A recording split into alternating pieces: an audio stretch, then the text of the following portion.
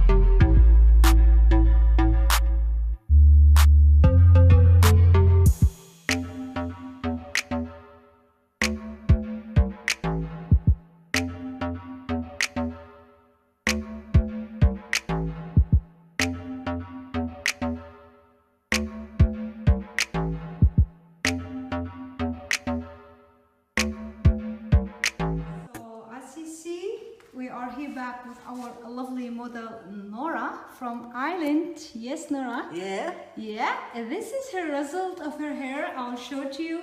Nice, lovely, a beautiful haircut. Very, very attractive. We put lovely, nice volume here, and we left this one very, very long. So we keep the volume here. I wish you can see it because it's very shiny day today. It's a blurry day. Look, very nice, a beautiful hair of Nora hair. Yes, I'm showing it to you. So Nora, do you like your hair? Yeah, very nice. You like it? Yeah, I'm well pleased. Oh, so what do you want to say to everybody in the world? Do you like your hair? Do you like my hair?